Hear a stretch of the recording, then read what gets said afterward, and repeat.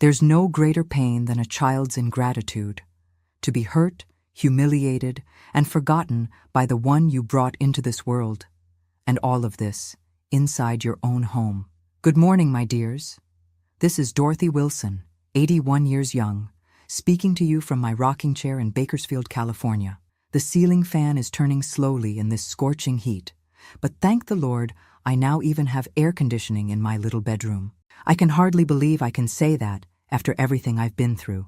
Today, I'm going to share a story that I've kept bottled up for almost 2 years.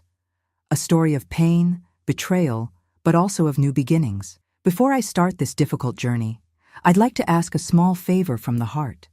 Please subscribe to Grandma's channel, give this video a thumbs up, it costs nothing, and let me know in the comments which part of the country you're watching from. I'd also love to know how many children you have. This helps this old lady continue sharing her stories and perhaps warn others who are going through the same things I experienced. Life is hard, but together, we become stronger. Isn't that right?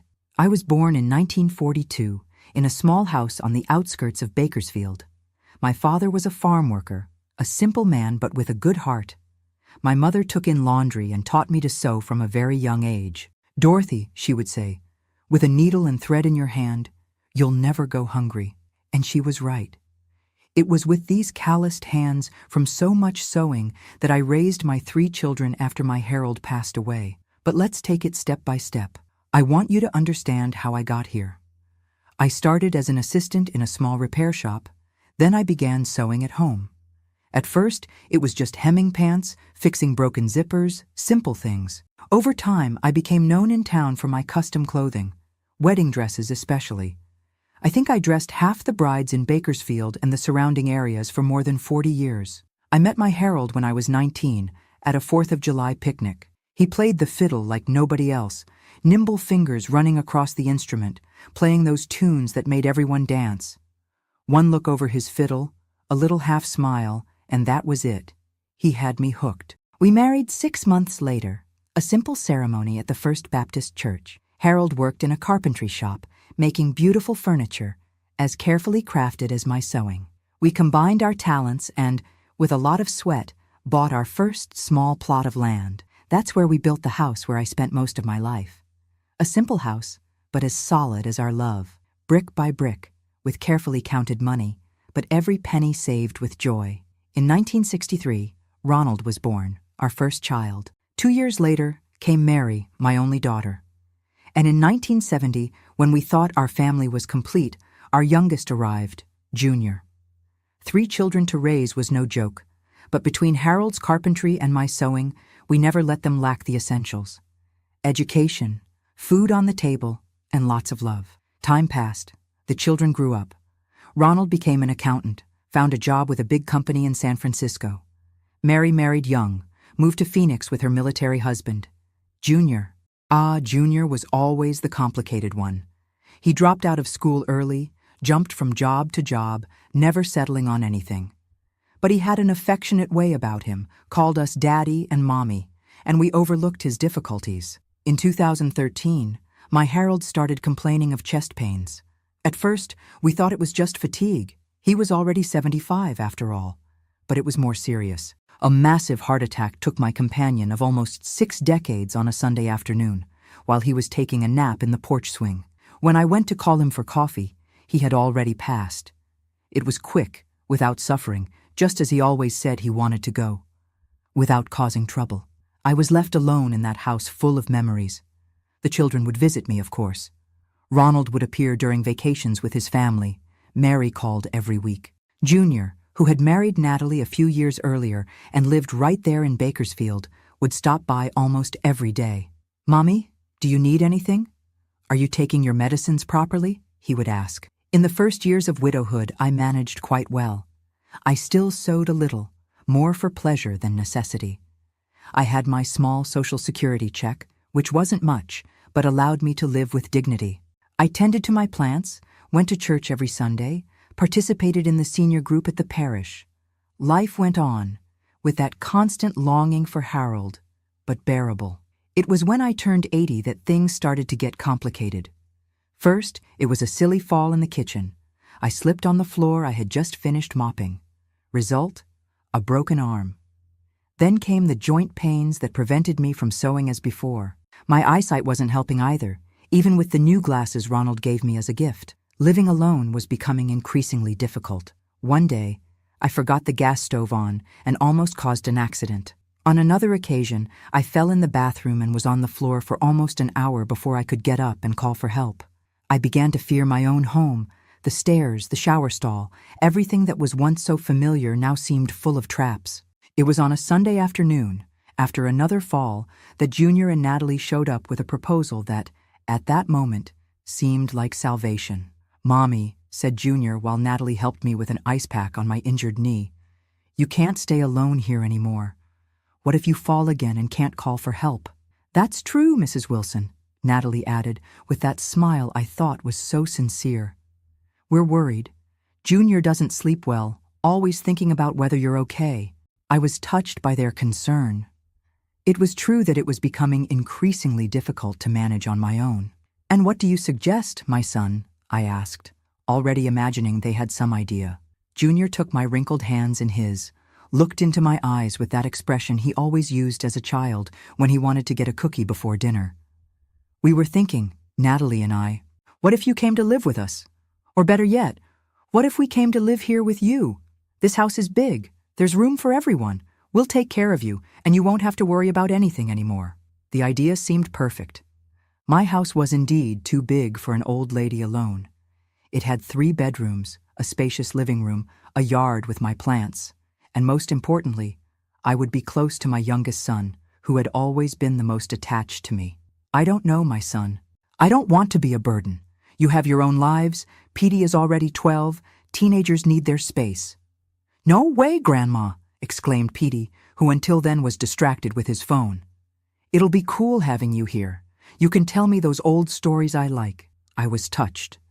My dear grandson wanting to hear my old stories, my son concerned about my well-being, my daughter-in-law offering to take care of me. It seemed like God was opening a door when I needed it most. "But there's one small thing, Mommy," continued Junior, now in a more serious tone. "We're having some financial difficulties. The rent on our house is heavy, and if we come here, we'll have to make some renovations to adapt everything for you. A ramp at the entrance, support bars in the bathroom, those kinds of things." I already suspected that some "but" would come. I knew my son, knew he was never one to help without asking for something in return. Even so, what came next caught me by surprise. The lawyer said the best way would be for you to transfer the house to my name, to ensure that you'll be well cared for until the Lord decides to take you. It's just a formality. In practice, nothing changes. The house remains yours. It's just that on paper, it's in my name. I confess I felt a tightness in my chest. That house was the fruit of a lifetime of work, mine and Harold's. It was the only valuable thing I had to leave to all 3 children when I passed. On the other hand, I really did need help, and Junior seemed sincere in wanting to take care of me. "And your siblings? Ronald and Mary won't agree to this," I argued. "I've already talked to them, Mommy. Explained the situation, that you need care, that we're going to give up a lot to take care of you. They understood. Of course, they'll get some of the furniture, some mementos from Dad, but they agreed that the house should be mine, since I'm the one who's going to take care of you." That didn't sound like the Ronald and Mary I knew, but Junior was so convincing, and I was so tired, so scared at the idea of continuing alone in that big house. "I need to think, my son. It's a big decision." "Of course, Mommy. Think carefully. But don't take too long, okay? Our rent is due next month, and if we're going to move, it has to be before then." That night, I couldn't sleep properly. I kept thinking about Junior's proposal, weighing the pros and cons. On one hand, I would have company, help with daily tasks, someone to assist me if I fell again. On the other, handing over the house seemed like a very big step, almost like giving up my independence. The next morning, I called Ronald. "Son, did Junior talk to you about the house?" There was silence on the other end of the line. Then, my oldest son's cautious voice, "Yes, Mom. He said you needed help, and that he offered to take care of you as long as the house goes to him afterward. And you agree with this?" Another silence. "Mom, I live far away, Mary too. Junior is the one who's there nearby, if you think it's for the best. But you already know what Junior is like, right? He's never been very responsible. But he said you agreed. It's not quite like that, Mom. We neither agreed nor disagreed. He just came saying he was going to do this, that it was the only solution. He even said he had already talked to you and that you had accepted. That caught me by surprise. Junior had twisted the conversation, making it seem like I had already decided, when in fact I was still thinking. If you want, I can see if I can get a transfer to be closer, or you could come live with me in San Francisco. No, son. I know your life is there. You have your work, your family, and I don't want to leave Bakersfield, away from my friends, my church. Then at least don't sign anything without thinking carefully, Mom. And call me before deciding anything, okay? The conversation with Ronald left me even more confused. I called Mary, who basically said the same thing. She was worried about me, didn't trust Junior much, but understood that I needed help and that she, living in another state, couldn't do much. I spent the week reflecting, weighing every detail. On a Sunday, after church, I met with Ms. Louise, my longtime friend and president of the senior group. Dorothy, think carefully before signing anything, she advised me. I know many stories of elderly people who transferred their houses to their children and were later mistreated, thrown into a back room, treated like a nuisance. Junior wouldn't do that to me, Louise. He has his flaws, but he's my son. I know he is, friend. I'm just saying, don't hand over everything at once. Why not make a life estate agreement? That way, the house goes in his name, but you maintain the right to use it as long as you're alive. Ms. Louise's suggestion seemed sensible. I talked to a lawyer, a friend of my late Harold, who confirmed that would be the best option. The life estate would give me security, and Junior would still have the guarantee that the house would be his in the future.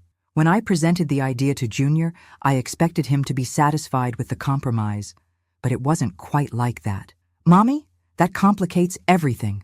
The bank won't accept the house as collateral if it has a life estate, and we need a loan to make the renovations, buy the equipment for your comfort. But son, the lawyer said, lawyers just want to complicate things to charge more, Mom. Look, do you trust me or not? I'm your son. Do you really think I would do something bad to you? And so it went, day after day, week after week, insisting, arguing, sometimes begging, other times showing himself offended by my distrust. Do you prefer to trust a lawyer you barely know rather than your own son? He would ask, with that abandoned puppy face. The pressure was constant. Junior would show up almost every day, always with some gift, a cake from the bakery I liked, a new shawl, medicine for my joint pains. Natalie also joined the game, calling to say how eager they were to take care of me, how they would transform the house into a real spa for the best mother-in-law in the world. My other children would call occasionally, reinforcing that I should think carefully, but without offering concrete alternatives. Deep down, I think they felt a mixture of relief that someone was willing to take care of their elderly mother, and guilt that they couldn't be the ones to do it. And so, worn down by the daily insistence, by my own fragility, and by the fear of being alone, I finally gave in. One afternoon in March 2022, with trembling hands and a heavy heart, I signed the papers that transferred the ownership of my house, the house I built with my Harold, where I raised my children, where I spent most of my life, to the name of my youngest son, Junior. You won't regret it, Mommy, he said, kissing my forehead after the notary left. You'll see how your life will improve. No worries, no work, just happiness from now on.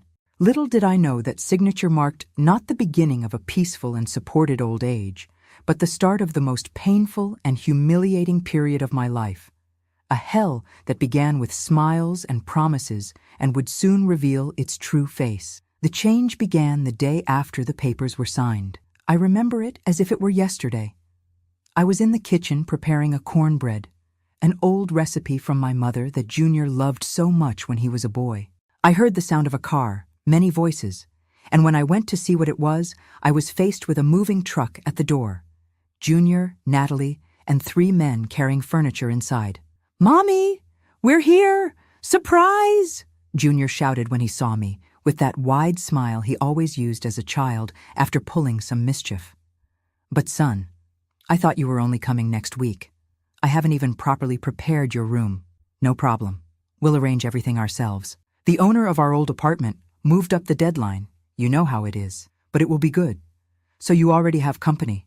Natalie passed by me with 2 large suitcases, gave me a quick kiss on the cheek, and went straight to the bedroom that had been mine and Harold's for more than 50 years. That bothered me a little. I had always imagined they would stay in the room that was Junior's when he was a child, or in the guest room. But I didn't say anything. After all, they were coming to help me, weren't they? "Where do you want to stay, Mommy?" asked Junior, when they were already bringing in their double bed.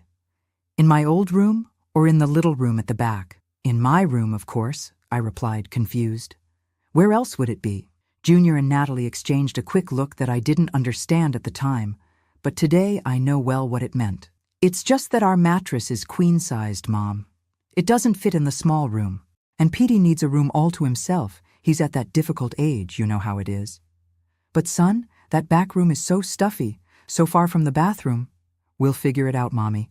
We'll clean it, paint it, make it nice. You'll see." I didn't have the courage to protest further. Deep down, that was my house, built with my sweat and Harold's.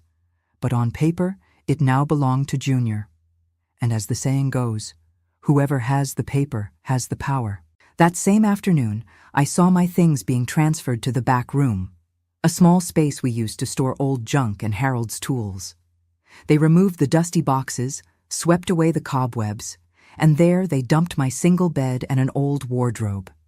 There was no large window, just a small opening that barely let in light. "It will be fine like this, Mrs. Wilson," said Natalie, after placing an old lamp on an improvised table. "Tomorrow we'll put up some nice curtains." I swallowed hard and thanked her. What else could I do? It was that or stay alone, risking falling again and having no one to help me. In the first few days, things seemed to go relatively well, despite the accommodations not being what I expected. Junior and Natalie would have meals with me, ask if I needed anything, turn on the television for me to watch the shows I liked so much. Petey, my grandson, would even come to talk to me sometimes, asking about the stories from the old days as he had promised. These were precious moments which I savored like someone eating a rare and expensive candy. "Grandma, tell me again what Bakersfield was like when there was no television," he would ask, sitting on the edge of my bed, his eyes sparkling with curiosity. And I would tell him, happy to have someone interested in my memories, to feel that I still had value in that house. But this good phase didn't last long. Very short indeed. It was at the end of the first week that I noticed the first change in treatment. We were having dinner, me, Junior, Natalie, and Petey, when I mentioned that the food was a little salty for my taste. "Your blood pressure isn't good already, Natalie. I think you could put less salt in the food," I suggested, in the gentlest way possible. Natalie looked at me as if I had said the worst offense in the world. She dropped her fork on the plate forcefully, making a noise that startled me. "If it's not good enough for you, you can make your own food, Mrs. Wilson. Nobody here is a servant." I was speechless. I had never seen my daughter-in-law speak that way. Junior, who always intervened when she was in a bad mood, just continued eating, as if he hadn't heard anything. "I'm sorry, my dear. I didn't mean to offend. The food is good. I just commented because of my blood pressure." "Well then, eat and don't complain," she cut me off, getting up to fetch more juice. That night was the first of many when I cried quietly in my little back room, missing my Harold, my independent life, my house that no longer belonged to me. The changes accumulated, subtle at first, then increasingly evident. Natalie's good mornings became grunts. Junior's hugs disappeared. The meals, which we used to have together at the kitchen table, were now served to me in the little room. When they were served, "Mom, you're going to eat in your room today. We have visitors and there's no room at the table for everyone," Junior would say, bringing a plate with leftovers from lunch, already cold, at 3 p.m, when I was almost fainting from hunger. Petey's visits to my room also became rare. Once, I heard Natalie telling him, "Don't spend so much time with Grandma, son. Old people are full of quirks. She'll end up filling your head with nonsense." The fan they promised me never came. In the Bakersfield heat, which can be merciless in the summer, I sweated in the windowless room, praying for a breeze that never came. "My son, could you buy a fan for my room?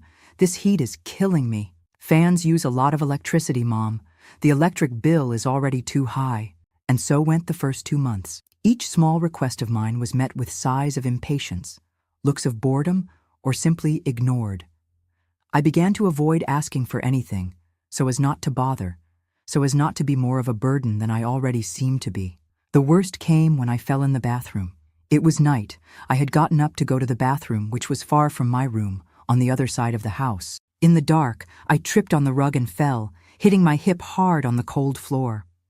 I screamed in pain, hoping someone would come to help me. Nobody came. I screamed again, louder, desperate. After what seemed like an eternity, I heard heavy footsteps in the hallway and Junior's irritated voice. "What's all this noise, Mom? It's 3 a.m. I fell, my son. I can't get up. He turned on the light, saw me stretched out on the bathroom floor, in my nightgown, shaking with pain and shame. "Just gives me trouble," he muttered, thinking I wouldn't hear. But I heard, and each word was like a knife in my already wounded heart. With brusque gestures, he helped me get up, dragging me more than supporting me. He didn't ask if I was hurt, if I needed a doctor, nothing. He just took me back to the room and left me there, closing the door forcefully as he left. I cried all night, from physical pain and soul pain.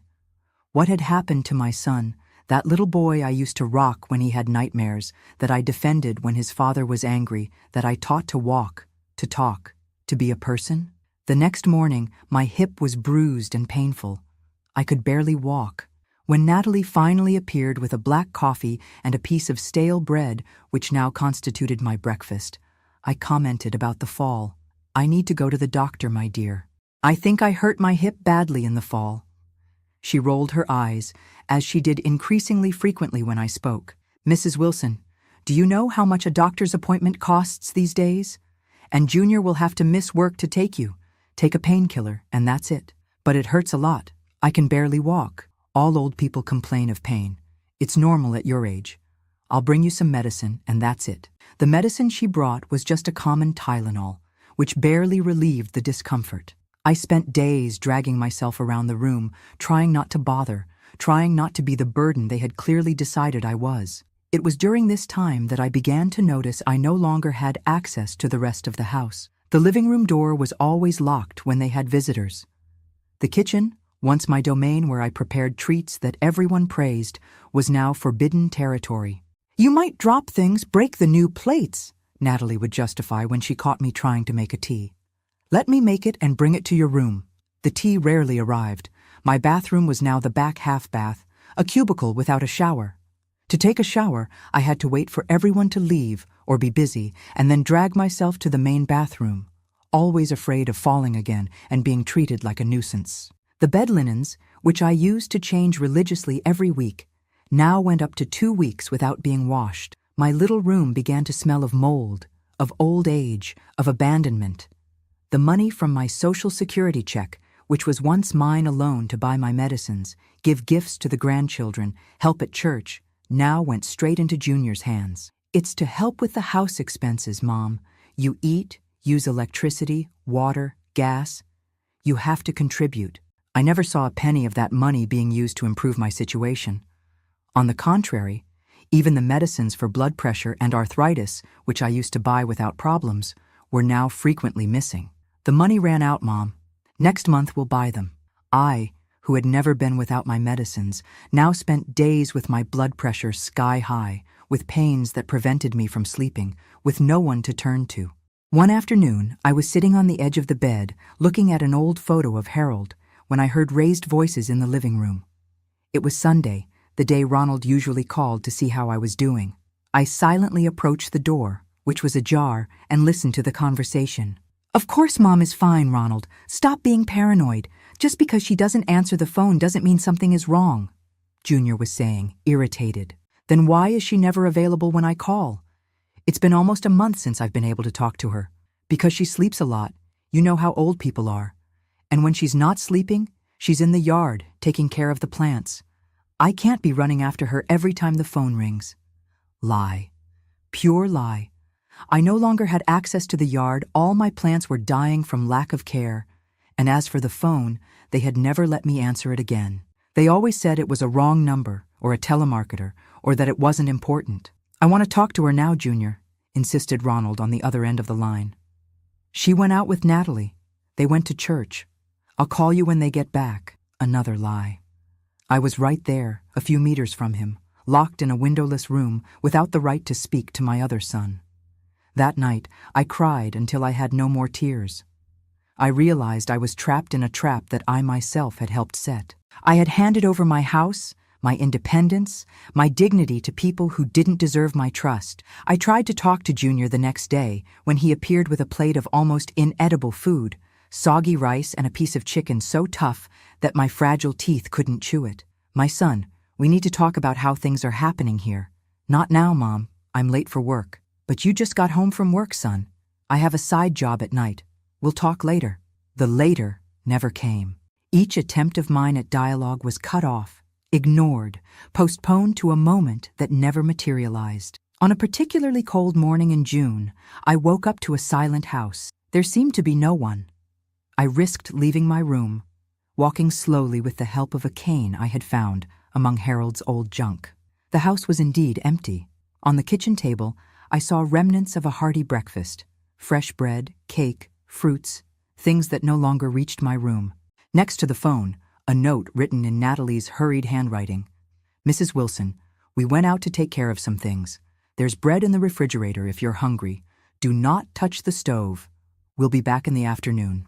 Ignoring the order, I made fresh coffee on the stove I had used for decades without ever causing an accident. I sat at the kitchen table, savoring each sip of that coffee made the way I liked it, feeling for a brief moment that I was back to my previous life. That's when I saw the bills scattered at the edge of the table, paid bills, with the stubs still attached. Moved by a curiosity I couldn't contain, I looked at the amounts. What I saw left me cold. Grocery purchases, paid with my Social Security card. Expensive clothes for Natalie, also on my card. And worst of all, a bank statement showing a high-value payday loan in my name, which I had no idea about. They were stealing not just my dignity and my space, but also my money. The little I had to live my last years with some comfort was being sucked away by those who had promised to take care of me. At that moment, sitting in the kitchen of the house that was no longer mine, I fully understood the trap I had fallen into. I was no longer a mother-in-law, a grandmother. I was just a means to obtain money, a nuisance necessary to justify possession of the house, the Social Security check, the loan, and the worst was yet to come. Much worse. Because when they discovered that I had messed with the bills, that I knew what they were doing, the little consideration that still remained transformed into something much darker. That's when the physical abuse began. That same afternoon, when they returned and found the bills out of place, the storm broke over me. Junior entered my little room like a hurricane, his face red with anger, his eyes that were once sweet now overflowing with a fury I had never seen in him. Have you been messing with my things? I tried to stay calm, although my heart was racing. I didn't mess with anything, son. I just had some coffee in the kitchen. Liar! He hit the small table next to the bed hard, knocking over the picture frame with Harold's photo. The glass shattered on the floor. The bills were all organized and now they're out of order. You saw them, didn't you? I hesitated. I was never good at lying, especially to my children. Even now, at 81, I couldn't look my son in the eyes and tell an outright lie. Yes, Junior, and I also saw that you took out a loan in my name, without my consent. That's a crime, you know? It was like lighting a fuse. He lunged at me, grabbed my arm with such force that I immediately felt it would bruise. He pulled me up, almost lifting me from the bed. And what are you going to do? Call the police? Who's going to believe a senile old woman who can't even remember what she had for breakfast? Let me go, Junior. You're hurting me. He released me with a push that made me fall back on the bed. The pain in my arm was intense, but the pain in my soul was worse. How could that furious man be the little boy I had rocked so many nights? Listen well, Mom. He pointed his finger in my face, so close that I felt his cigarette breath. The house is mine now. Your Social Security money barely covers what you eat and the expensive medicines. This loan is to pay the debts we've incurred to be able to take care of you. So stay quietly in your corner and be thankful you still have a roof over your head, because there are plenty of nursing homes out there that would love to take the rest of your Social Security to leave you lying in a bed until you die." He left, slamming the door so hard that the wall shook. I remained there, stunned, my arm throbbing where his fingers had squeezed. It was the first time my son had raised a hand to me. Unfortunately, it wouldn't be the last. That night, I received no dinner. The next morning, coffee didn't come either.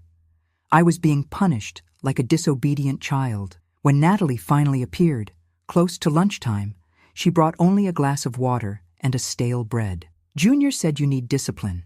Old people are like children. They need to learn not to mess where they shouldn't." I swallowed that bread with difficulty, tears silently streaming down my wrinkled face. Natalie observed without the slightest empathy, like someone looking at an annoying insect, but not sufficiently threatening to be immediately crushed. The following weeks were of constant deterioration. The injured arm healed, but soon came other injuries. A push when I got in the way of house cleaning. A slap on the hand when I tried to take a cookie in the kitchen without permission. A hair pull when I took too long in the bathroom. Small acts of violence that accumulated, becoming normalized. Never big enough to leave very visible marks, but constant, daily, relentless. My 81-year-old body, already fragile from time, now collected bruises like someone collecting stamps. But the physical violence, as bad as it was only part of my daily torment. The words can hurt much more deeply than slaps or pushes. Useless old woman. What are you alive for? Just to cause trouble. Should have died with Dad. These phrases, repeated daily, were eroding my self-esteem, my will to live, my humanity. The worst was when they said these things in front of Petey, my grandson. At first, he seemed shocked, uncomfortable. But children are mirrors, they reflect what they see. Soon, he too began to treat me with disdain. "Grandma is really a nuisance, isn't she, Dad?" I heard him say one day, repeating the words he had heard so many times from his parents. That broke my heart into 1,000 pieces. My own grandson, whom I loved so much, whom I had rocked as a baby, for whom I had made so many sweets and told so many stories, now saw me as a weight, a problem, a nuisance. The last straw came on a Friday in August. I woke up with a high fever, my throat closed, my whole body aching. The flu, I thought, or something worse. At my age, any infection can be dangerous. "Natalie," I called, with a hoarse and weak voice. "Natalie, I'm not feeling well." She appeared at the door, irritated as always. "What is it now, Mrs. Wilson?" "I think I have a high fever. I need medicine, maybe to go to the doctor." She put her hand on my forehead impatiently, without the slightest care. "It is hot indeed. I'll see if there's any medicine for fever." She returned half an hour later with a pill and a glass of water. "This is all we have. Junior will see if he can get more medicine tomorrow." "But the pharmacy is so close, my dear. What if it's something more serious? At my age, at your age, everything is more serious, isn't it? Always being dramatic.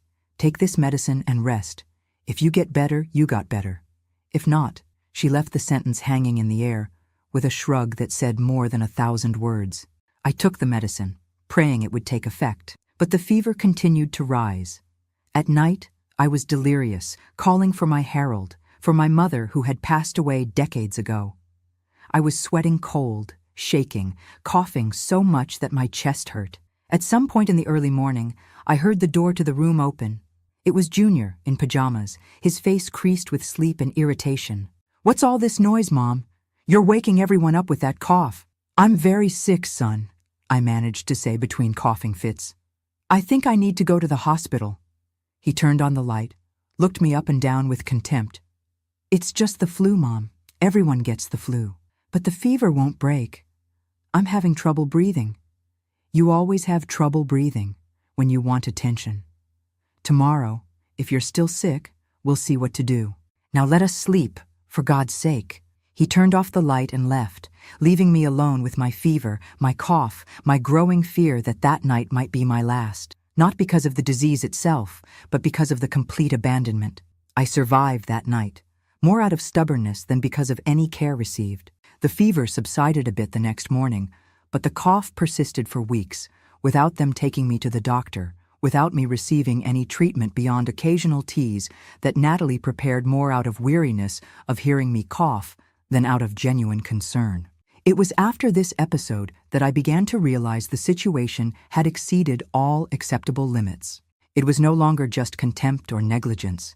It was a deliberate attempt to make me suffer, perhaps even to hasten my departure from this world. The food, when it came, was always cold, often spoiled. I found pieces of moldy food, leftovers that had clearly been stored for days before reaching my plate. "If you don't want it, don't eat it," was the response when I complained. There are people who don't even have this. The blood pressure medicines that I needed to take daily began to be frequently missing.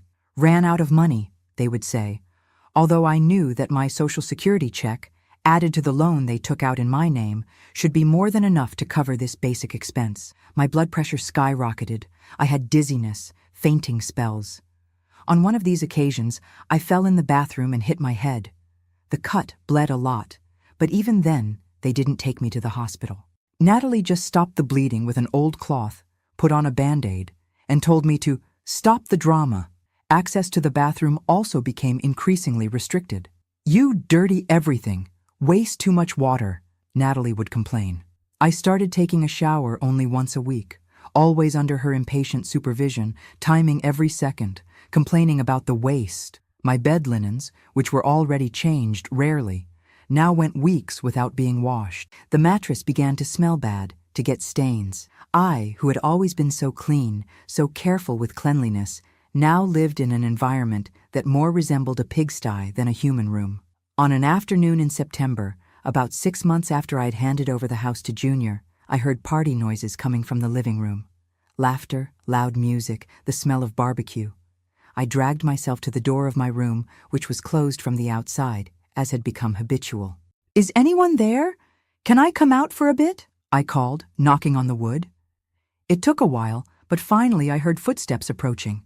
It was Natalie, with her face flushed from the heat of the barbecue, and probably a few beers. "What do you want now? What party is this? Can I come out for a bit? See people?" She laughed, a cruel laugh I'll never forget. "It's Petey's birthday. Just family and close friends." "But I am family," I protested, my voice choked with hurt. "I'm his grandmother. Look, Mrs. Wilson, you're not presentable for a party. You're badly dressed, you smell bad, and you would just embarrass the boy in front of his friends. Stay there quietly, and I'll bring you a piece of cake later, if there's any left." She shut the door in my face, turning the key in the lock to ensure I wouldn't get out. I went back to my bed in tears, hearing the music, the laughter, the sound of cutlery, the birthday song being sung, all happening a few meters from me, in a house that was once mine, at a party for my own grandson, from which I was excluded as if I were a dangerous criminal. The cake never came. The parties became frequent. Birthdays, Sunday barbecues, gatherings of friends. In all of them, I was locked in the room, isolated, forgotten. Sometimes I would go hours without water, without being able to go to the bathroom, because no one remembered to attend to me when I knocked on the door and called. There was one night when, desperate to use the bathroom after hours of being locked up, I did my necessities in a corner of the room, in a plastic bag I had saved. The humiliation of that moment is indescribable. When Natalie finally opened the door and saw what I had done, her disgust and repulsion only increased my shame. "See? Just like an animal. The old woman can't even control herself." The next day, as punishment, I went without food. "Dirty animals don't deserve people's food," Junior said when I begged for something to eat. It was during this time that I began to seriously think about dying. Not in an active way, planning a suicide. I would never have the courage for that. My faith wouldn't allow it. But I began to pray every night for God to take me during sleep, to end my suffering, to reunite me with my herald in heaven, away from that earthly hell that my life had become. "My God," I prayed silently, my trembling hands joined in supplication, "if it is your will, take me from this life. I can't take it anymore, Lord. I can't take it anymore." But God, in his infinite wisdom, had other plans for me. Plans that I still couldn't see in those dark days, but that would soon be revealed. The physical abuse also worsened. What were once occasional pushes and slaps transformed into frequent hair-pulling, painful pinches, even punches when Junior was particularly irritated or drunk. "Stubborn old woman," he would shout as he dragged me by the arm to the bathroom after I had begged for hours to be able to go. "Just gives me trouble. Should have died long ago." My body, already weakened by age and poor nutrition, was covered in marks. Purple, green, yellow bruises in different stages of healing. Finger marks on the arms, nail marks on the back, pulling marks on the scalp that had pulled out tufts of my gray hair. "What are you alive for? Just to waste medicine," I heard Natalie saying to Junior, not even caring that I might hear. "My mother died at 70, quickly, without giving anyone trouble. Yours seems like she's going to last forever, just to torment us." Each word was a stab in my already so wounded heart. Each insult diminished a bit more of my humanity, increasingly transforming me into what they wanted me to be. An object, a burden, a nuisance to be tolerated until death finally took me. At the end of 2022, about 9 months after I had handed over the house to Junior, my situation reached a new level of degradation. Winter, even mild in Bakersfield, brought cold nights for which I was not prepared. My thin blanket, full of holes, barely managed to warm me. "I'm cold, my son," I complained on one of these nights. "Could you get me another blanket?" "Cold? What you have is fussiness. There are people sleeping on the street with less clothing than you." And so I spent the nights shivering, my bones aching with the cold that seemed to penetrate to the marrow. I contracted pneumonia, which, like the previous flu, was not properly treated. Just generic medicines for fever, teas of dubious efficacy, and the hope, theirs, not mine, that the disease would solve the problem once and for all. Again, to their disappointment, I survived. But with each passing day, I became weaker, more dejected, closer to becoming what they said I was. A vegetable, a body without utility occupying space, consuming resources, giving trouble. It was then that I heard, for the first time, the plan that would seal my fate, or so they thought. It was a night in January 2023, almost a year after I signed the house papers. I was lying in my dark little room, pretending to sleep as I did every night to avoid more humiliation. My stomach was growling. Dinner had been just a cup of thin gruel that looked more like dirty water.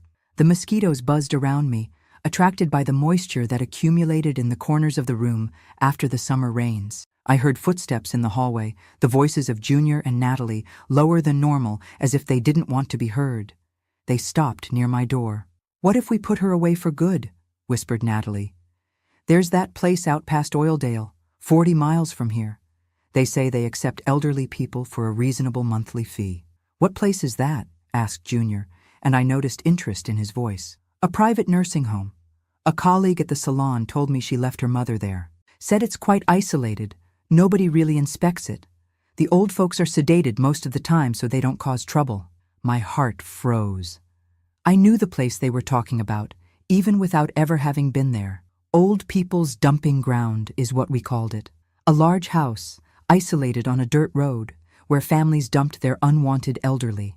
Rumors circulated about the inhumane conditions, about elderly people tied to beds, about bodies that disappeared in the middle of the night. I never fully believed these stories, until that moment. "And how much does it cost?" asked Junior, already calculating values in his head. "Less than keeping her here. And the best part, they accept receiving directly from Social Security. We don't even need to serve as intermediaries. Leave her there, sign some papers, and her money goes straight to them every month. And if she complains? If she tells someone what we did here?" Natalie gave a low laugh, a sound that chilled me to the soul. "Who's going to believe a confused old woman? We just have to say she's making things up, that age has affected her head. Besides, they say they keep the old folks pretty doped up there. She won't even really know where she is." Junior was silent for a few moments. I was hardly breathing, afraid they would notice I was awake, listening to everything. "Let's think about this," he finally said. "The situation can't continue like this anyway. She gives too much trouble, hasn't gotten any better, and we can't even enjoy the house properly with her occupying space. Not to mention the expenses," added Natalie. "Her Social Security money barely covers the costs, and that loan we took out in her name is running out too. Yeah, we need to resolve this soon." I heard the footsteps moving away down the hall, the living room door closing. I remained paralyzed in bed, silent tears running down my wrinkled face. So that was it, the next step in their plan. It wasn't enough to have stolen my house, my dignity, my health. Now they wanted to throw me in a place where I would be forgotten until I died, where no one would know my name, where no one would care if I suffered or not. That night, I didn't sleep a single minute. My mind was spinning, trying to find a way out, a solution, anything that would save me from that terrible fate. I thought about running away, but to where? I had no money, could barely walk, and in the condition I was in, I probably wouldn't last a week on the streets. I thought about calling Ronald or Mary, but the phone was closely watched, and for months they hadn't let me talk to my other children. In the days that followed, I noticed a subtle change in Junior and Natalie's behavior. They were more silent, exchanging significant looks when they thought I wasn't watching. Sometimes I caught them measuring my clothes with their eyes, as if calculating what I could take, what would be left behind. One afternoon, I heard Junior on the phone, speaking quietly. "Yes, it's my mother, 81 years old. No, she can't move around on her own. Memory problems, sometimes gets confused." Each lie cut me like a knife. I might have difficulties walking, but my mind was perfectly lucid enough to understand the danger I was in. Another time, I saw Natalie rummaging through my birth certificate, my identification documents, everything that would be necessary to admit me to that terrible place. She kept everything in a yellow folder that she hid on top of the kitchen cabinet, out of my reach even if I could get out of the room. The tension grew with each passing day. I began to notice other worrying signs. Junior making suspicious calls, Natalie buying large bags, as if preparing to pack my things. Once, I clearly heard when they were arranging a date. "Friday is better," Natalie was saying. "That way, we can leave her there and still enjoy the weekend without worry. And if she gives trouble? If she screams, makes a scene? We'll give her a sedative in her coffee before leaving. She'll be so groggy, she won't even notice where she's going." Those words filled me with an icy terror. They were planning not only to abandon me in a horrible place, but to drug me for it, taking away even my ability to protest. It was too cruel, too inhuman. That's when things reached another level, even more frightening. One night, I woke up startled from a nightmare. I was thirsty, my throat dry as sandpaper. The water bottle beside the bed was empty. Natalie often forgot to fill it before locking me in for the night. I knocked on the door, calling softly, hoping someone would hear me. After a few minutes, the door opened. It was Junior, red eyes, whiskey breath.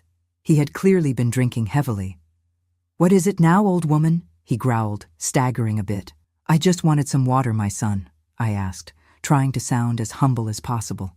He stared at me for a long moment, his eyes clouded by drink, his expression increasingly angry. Water, water, always asking for something. Never satisfied. "I'm sorry, son. If it's too difficult, forget it." "Difficult? Difficult?" His voice suddenly rose, startling me. "You don't know what difficult is.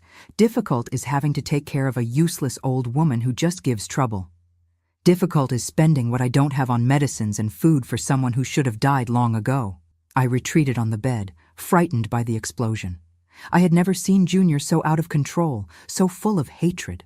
"If I weren't afraid of jail," he continued, approaching dangerously, his finger pointed at my face, "I would have solved this another way.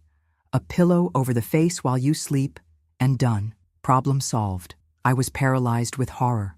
My own son, blood of my blood, talking about killing me as one would talk about killing a cockroach. How did we get to this point? What happened to that little boy I rocked in my arms, who I protected from his father's scolding, who I taught to walk, to talk, to be a person? "Don't look at me with that scared face," he growled. "You think we don't notice? That you're just pretending you don't understand things? That you're smarter than you appear? Well, know that this will end soon. Friday, you're going to a place where you'll be treated exactly as you deserve." He left, slamming the door, leaving me in darkness, trembling not just from thirst, but from pure terror. This was no longer just negligence or mistreatment. It was a clear threat to my life. The next day, when Natalie came to bring breakfast, a stale bread and a cup of cold coffee, I noticed something different in her behavior. She was almost cheerful. She hummed softly while mechanically tidying the room, opening the curtains to let in a bit of sunlight, something she rarely did. "Did you sleep well?" she asked, with a false solicitude that frightened me more than her usual hostility. "Yes," I replied cautiously, suspicious of this sudden change. "Good. You need to be rested. We have a surprise for Friday." My blood ran cold. The surprise could only be the clandestine nursing home. They were really going ahead with the plan. "What surprise?" I asked, trying to sound casual, as if I didn't know anything. "Oh, I can't tell. But you will like it. It's a new place, different, with people who will take very good care of you." Each word was said with a smile so fake, so forced, that it looked like a grotesque mask on her face. Her eyes, however, remained cold, calculating. "Natalie," I risked, my voice trembling a little. "I don't want to go to any nursing home.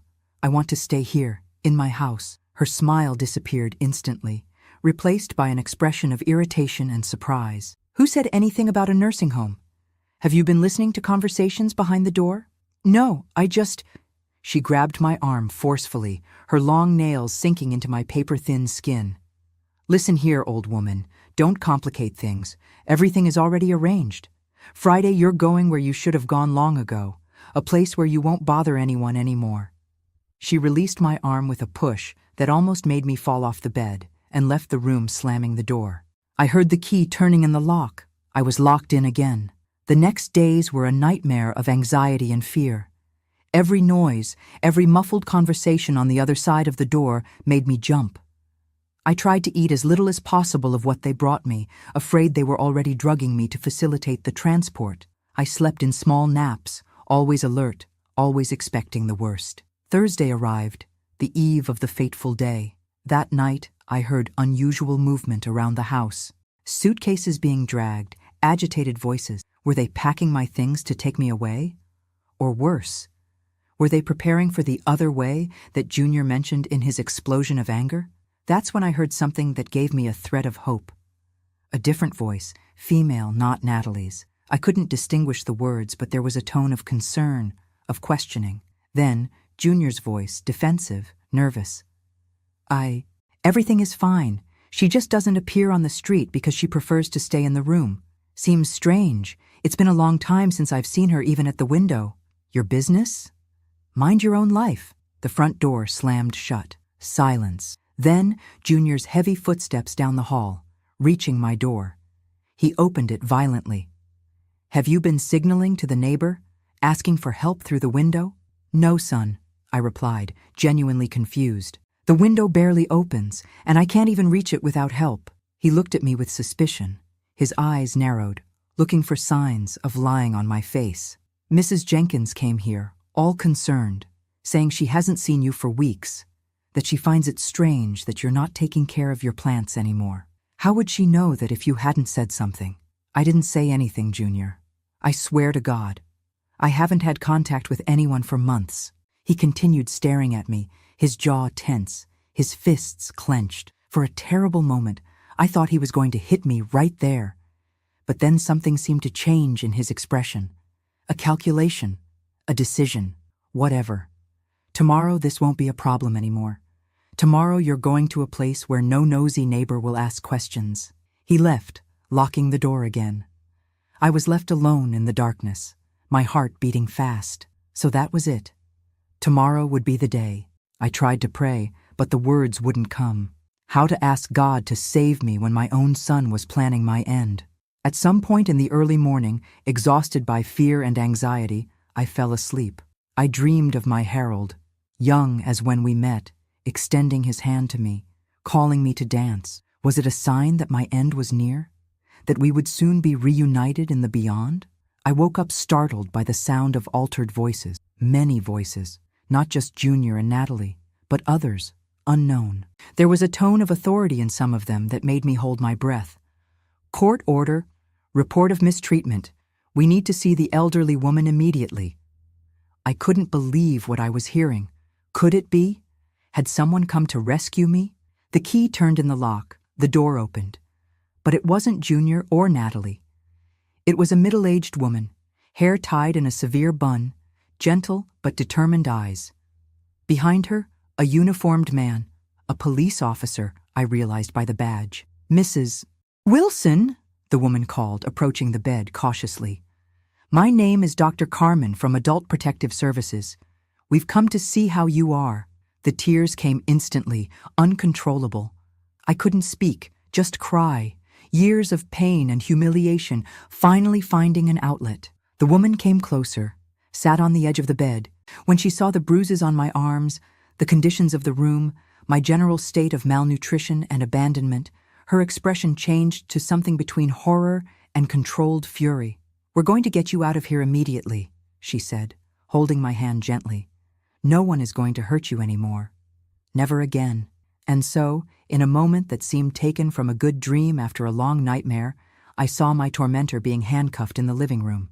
Junior, my son, the boy I once rocked in my arms, was now being taken away by the police, shouting that it was all a lie, that I was senile, that I was confused. Natalie was crying, begging, saying they always treated me well, that they didn't know anything, that the marks were from falls, that I made up stories. But the evidence was there, visible in my emaciated body, in the filthy room, in the controlled medicines they found in the kitchen, the sedatives they planned to give me before taking me to the clandestine nursing home. While a medical team examined me, I heard the full story. Mrs. Jenkins, my neighbor of decades, had noticed my prolonged absence. At first she believed the story that I preferred to stay in the room, that I was becoming senile. But her suspicion grew when she noticed that my plants, which I cared for with such affection, were all dead from lack of water. Dorothy may be old, may be sick, but she would never let her plants die like that, she said to her daughter. The previous afternoon, she had come with the excuse of borrowing sugar, hoping to see me. When Junior sent her away rudely, her suspicion increased. Walking around the house, trying to peek through the windows, she heard a weak groan coming from the back room. "Help me," a voice she recognized as mine, although much weaker and more tired than she remembered. It was enough. She called her daughter, who worked at the city hall. The daughter activated Adult Protective Services, who made a surprise visit with police support the next morning. They arrived just in time. In the living room, they found the yellow folder with my documents, a map with the location of the nursing home, and even a receipt for sedatives purchased at the pharmacy. Everything ready for the trip that would happen that same day. As they prepared to take me to the hospital, I looked one last time at what had been my home, built with so much love alongside my Harold. The walls that had witnessed so many happy moments now held only memories of pain and betrayal. But even so, I felt a pang of sadness for leaving it, not for the house itself, but for what it once represented. A home, a family, love. At the hospital, the doctors were horrified by my condition. Severe malnutrition, dehydration, multiple bruises in different stages of healing, bed sores on my back from lying so long on the same filthy mattress, an infected ingrown toenail that was never treated, teeth in terrible condition from lack of hygiene. How can anyone do this to their own mother? I heard a young doctor murmur to the nurse, thinking I wouldn't hear. How indeed? It was the question that tormented me day and night. How had my son, blood of my blood, transformed into that monster capable of such cruelty? Where did I go wrong in raising him?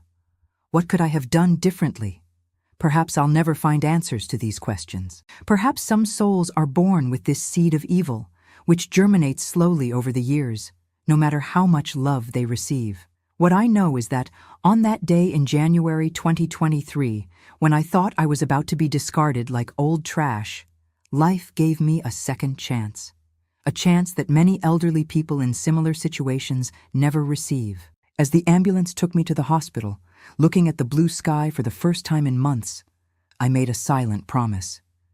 If I survived, I would use the rest of my days to tell my story, to alert other elderly people about the dangers that can come from the hands that should protect, to be a voice for those who, like me, were silenced by fear and shame.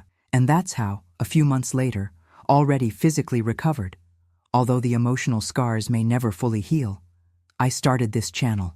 to tell not just my story, but the stories of so many other elderly people who face abandonment, contempt, violence, often within their own families, at the hands of those who swore eternal love. Because hell, my dears, is not a place after death. Hell can be a dark little room at the back of the house that was once yours, with a door locked from the outside and a son on the other side planning to get rid of you.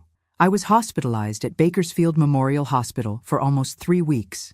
My body, fragile as tissue paper, needed much more than medicines and IV fluids. It needed to recover the humanity that had been torn from me during that terrible year. The first days were the hardest. Every time someone in a lab coat entered the room, I would shrink in the bed, expecting shouts, pushes, insults. The sound of the door opening made me tremble. "It's going to take a while for her to feel safe again," I heard a psychologist explain to the medical team. The trauma wasn't just physical. Gradually, like a dried-up little plant that finally receives water, I began to revive. I remember the first complete bath, given by nurses with gentle hands who washed my hair with fragrant shampoo, cut my nails, applied cream to my dry skin. I cried like a child when I looked at myself in the mirror afterward. How long had it been since I'd seen myself? That lady who was too thin, with a frightened look, seemed like a stranger. "Mrs. Wilson, you have a visitor," announced the nurse on a warm afternoon in February. My heart raced with fear. Could it be Junior? Had he managed to get out of jail? Was he coming to finish what he started? But who entered the room was a black lady with a kind face, well-arranged gray hair in a bun, an impeccably ironed floral dress. Mrs. Jenkins, my neighbor of decades, the one who noticed my disappearance, who heard my weak plea for help, who saved my life. "Dorothy!" she exclaimed, her eyes welling up at seeing me in that hospital bed. "Thank God you're okay." She extended her wrinkled hands to hold mine, and in that simple touch I felt more genuine affection than in the entire previous year. I couldn't contain my tears. "Thank you," was all I could say. My voice choked. "Thank you for saving me." She sat on the edge of the bed, holding my hands as if they were something precious. "I did what any Christian would do, Dorothy. I couldn't let that situation continue." Little by little, between tears and pauses to regain composure, Mrs. Jenkins told me everything. How she had noticed my gradual disappearance from neighborhood life. How at first she believed Junior's excuses that I was becoming senile and preferring to remain secluded. "But then I saw your rose bushes dying, and that didn't add up," she explained. "You always cared for those plants like they were your children. It didn't make sense to let them die, even if you were sick." She then began to observe the house more attentively. She noticed that the curtains in my old room were always open, the bed made as if no one slept there. She saw Junior and Natalie going out to parties, having barbecues in the yard, normal life, but never saw me with them.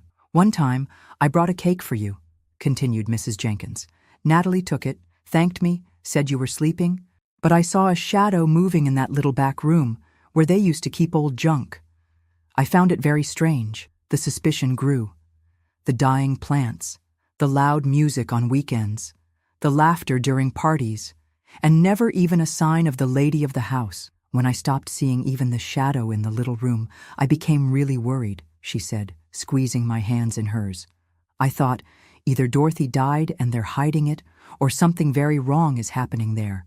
That's when she decided to act, with that excuse of borrowing sugar. When Junior rudely dispatched her at the door without even letting her in, her certainty increased. She went around the house, trying to peek through the windows. That's when she heard my weak plea for help. "I recognized your voice right away, even so weak. I ran home and called my daughter who works in social services. She's the one who mobilized everything. Adult Protective Services, the Elder Abuse Task Force, the police. I then discovered that the rescue had been much more planned than I imagined in that moment of confusion. It wasn't just a surprise visit. It was a coordinated operation based on a formal complaint of elder abuse. Mrs. Jenkins and her daughter had documented everything. The dates when they didn't see me, the parties where I was notably absent, the changes in the house, the strange noises at night, my plea for help through the window. "Your voice saved you," said Mrs. Jenkins, smiling through tears. "If you hadn't asked for help at that moment, perhaps..." She didn't need to complete the sentence. We both knew what would have happened. Instead of being there, in that hospital bed receiving care, I would be in a clandestine nursing home, drugged, abandoned, waiting for death to come as a liberation. And my son? I finally asked, the question I so feared to ask. Mrs. Jenkins's face closed a bit. He's in jail, Dorothy, he and his wife. The evidence is too overwhelming for them to deny. They found everything. The medicines to drug you, the false documents they prepared, even a map to that horrible place where they were going to leave you. I closed my eyes, trying to absorb that information. My son in jail, for trying to abandon me, for mistreating me, for almost killing me slowly. Part of me felt a deep pain. After all, he was my son, blood of my blood. Another part felt a guilty relief. He could no longer hurt me. And Petey? I asked, remembering my grandson, who had been poisoned by the same cruelty of his parents. He's with Natalie's sister for now. They say they'll assess if he can stay with her permanently, or if he'll need to go to another relative. Another blow. My grandson, growing up without his parents, marked forever by this terrible story. Another victim of the greed, the cruelty, the inhumanity that had taken over the family I once loved so much. In the days that followed, Mrs. Jenkins' visit, other people began to appear. Social workers, prosecutors, court officers, all wanting to hear my story, take my testimony, understand how all of that had happened right under the noses of the neighborhood, society, authorities. I told everything, omitting nothing.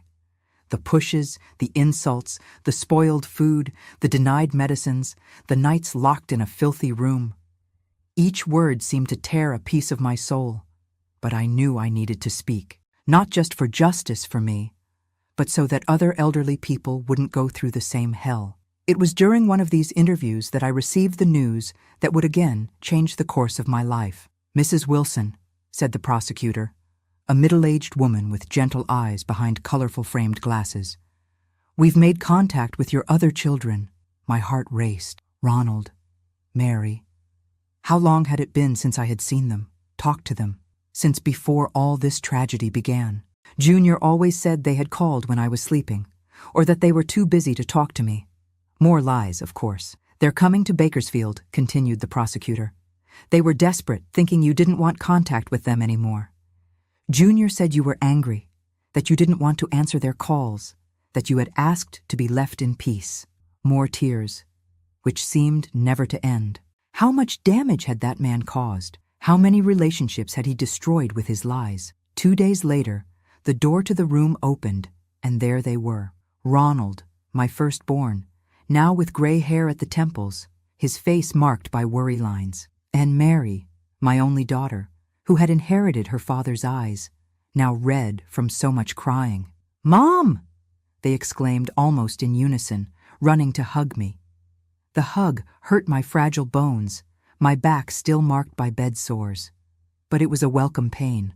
It was the hug of true love, of genuine affection, of the family I thought I had lost. Between tears and sobs, they told me their version of the story, how Junior gradually cut off contact, saying I had dementia, was confused, that sometimes I didn't even recognize my own children anymore.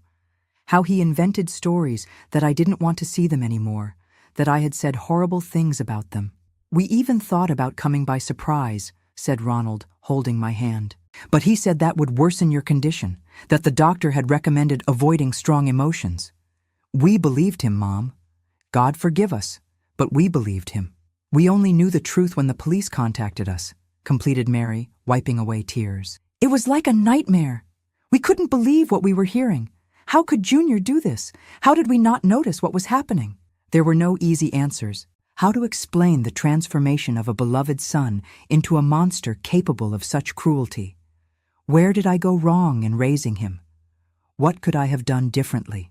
With the comforting presence of my other children, my recovery accelerated.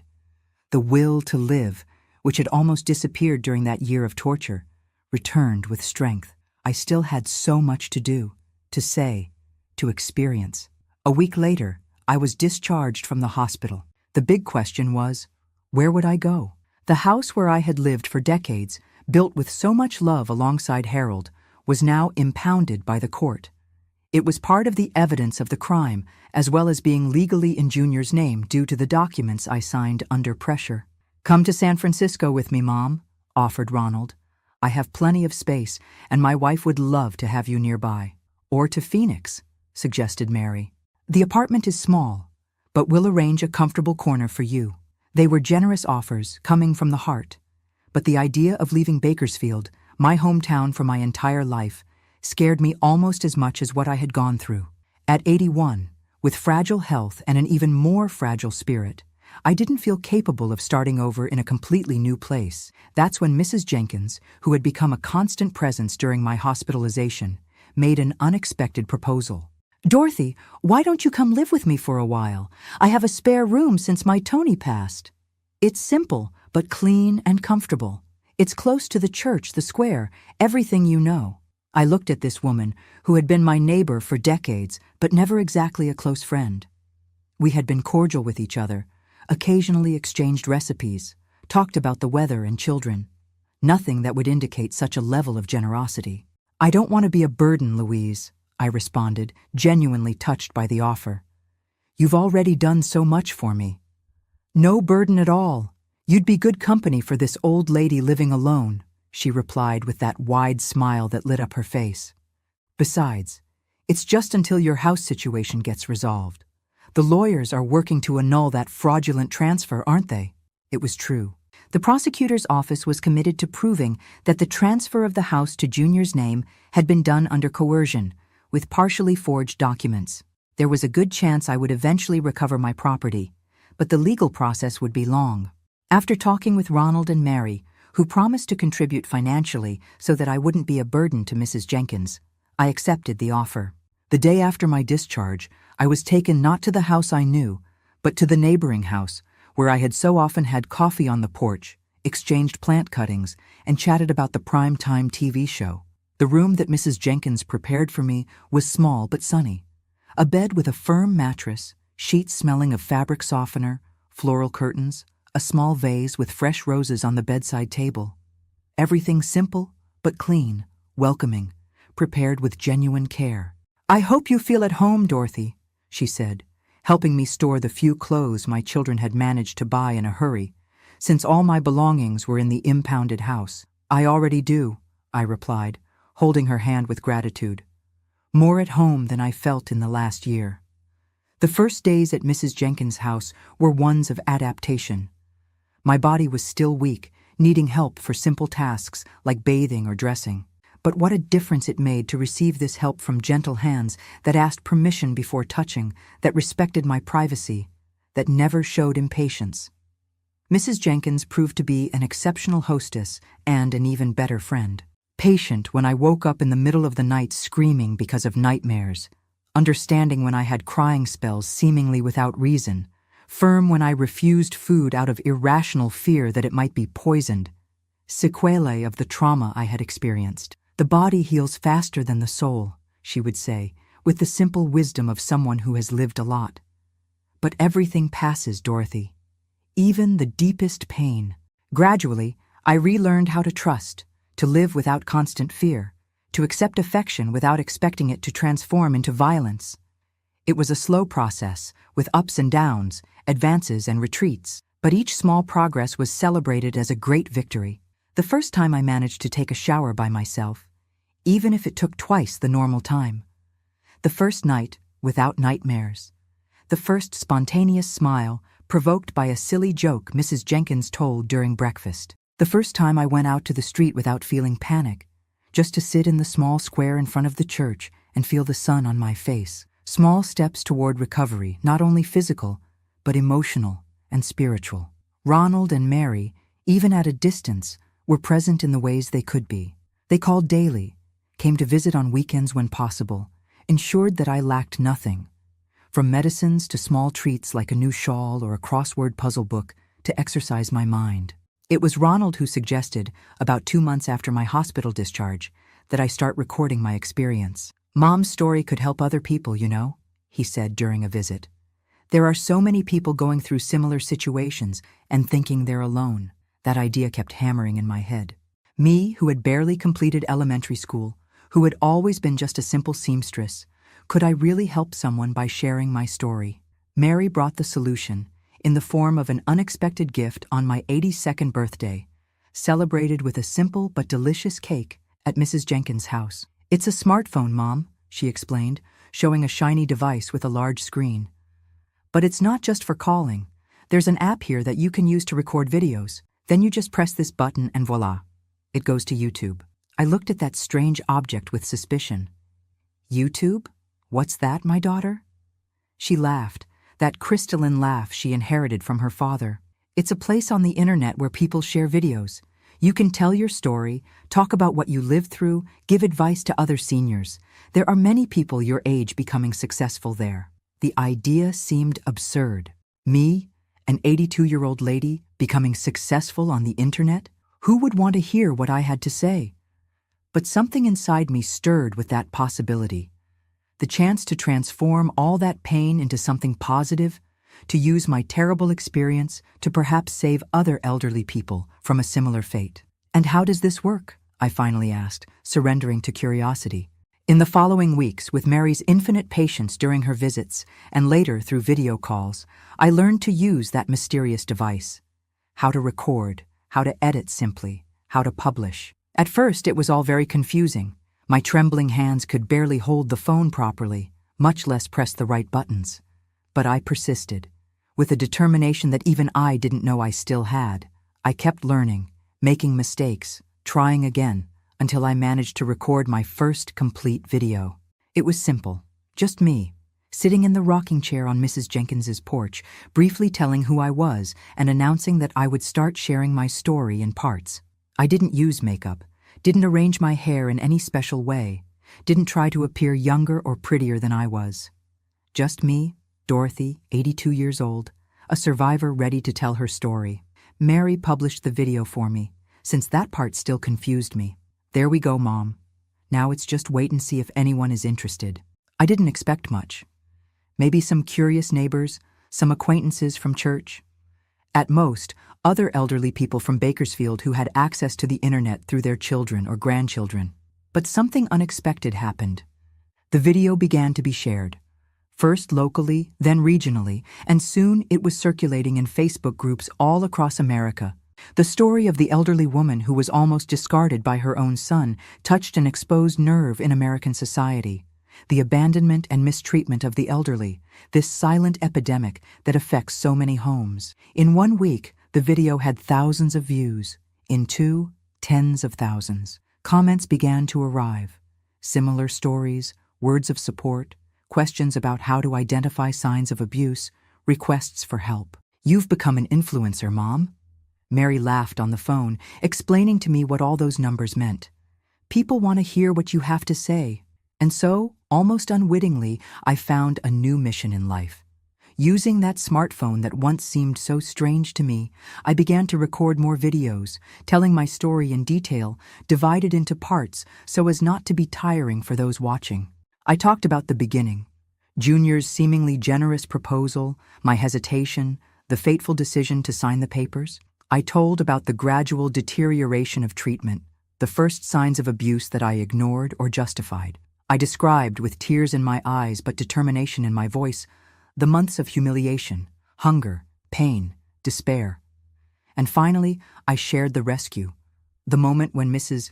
Jenkins heard my weak plea for help, the intervention of the authorities, the arrest of my tormentors, the reunion with my other children, the slow process of physical and emotional recovery. Each video generated hundreds of comments, messages, shares. Other elderly people in similar situations found the courage to report. Family members began to pay more attention to signs of abuse. Neighbors became more vigilant, more willing to interfere when something seemed wrong. Mrs. Jenkins, who occasionally appeared in the videos as the angel who saved my life, also became a small local celebrity.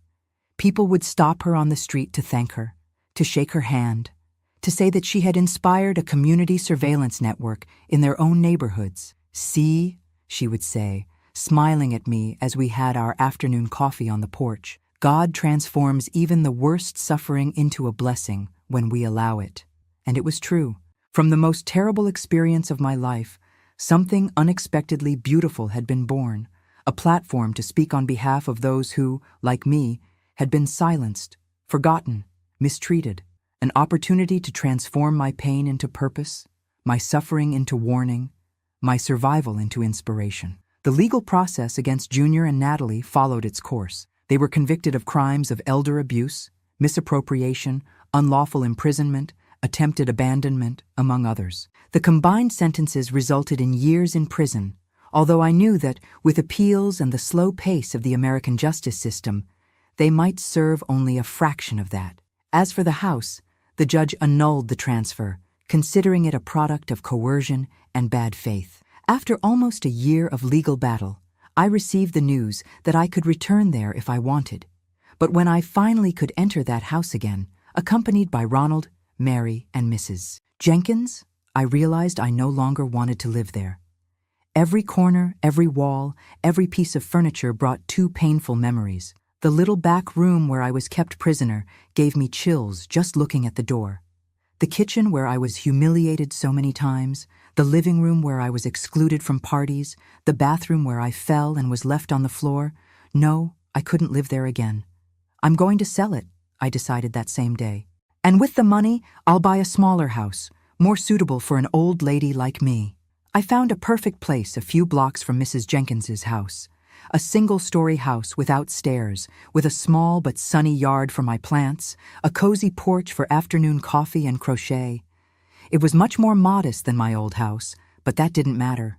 What mattered was that it didn't carry painful memories, that it was a place where I could start over, where I could just be Dorothy Wilson, the retired seamstress, the grandma YouTuber, the survivor who had a story to tell. The move happened in April 2024, almost 2 years after the beginning of my ordeal. At 83 years old, I was starting a new life. My plants began to flourish again in the new yard. My sewing machine, recovered from the old house, started working again. Not for work, but for small projects that kept my hands busy and my mind alert. And my YouTube channel continued to grow, reaching more and more people, not just with my personal story, but with reflections on aging, dignity, elderly rights, signs of abuse to be observed, resources available for those who need help. Today, sitting in this rocking chair on my new porch, looking at the rose bushes that have started to bloom again under my care, I feel a peace that I thought I would never experience again. The pain hasn't completely disappeared.